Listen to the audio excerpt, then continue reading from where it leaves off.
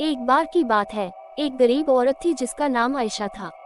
वह एक छोटे से गांव में अपने माता पिता और छोटे भाई बहनों के साथ रहती थी। उसके पिता एक किसान थे, लेकिन खेत बहुत उपजाऊ नहीं था और वे अक्सर किसी तरह का गुजारा करते थे। आयशा एक बुद्धिमान और जिज्ञासु लड़की थी।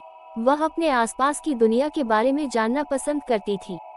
वह एक वैज्ञानिक बनने का सपना देखती थी, लेकिन वह जानती थी कि अपने परिवार की वित्तीय स्थिति के कारण उसे अपना लक्ष्य हासिल करना मुश्किल होगा।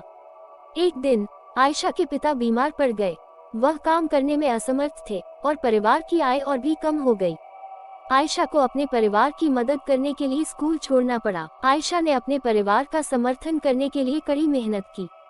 उसने घरों की सफाई और खेतों में काम करने जैसे अजीब अजीब काम किए।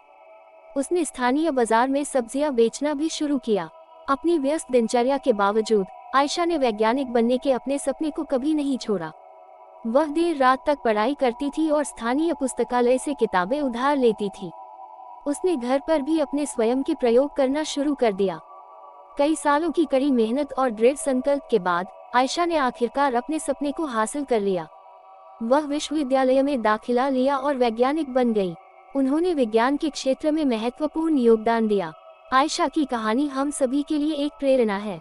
ये दिखाता है कि अगर हम अपने दिमाग में रखते हैं और अपने सपनों को कभी नहीं छोड़ते हैं, तो कुछ भी संभव है।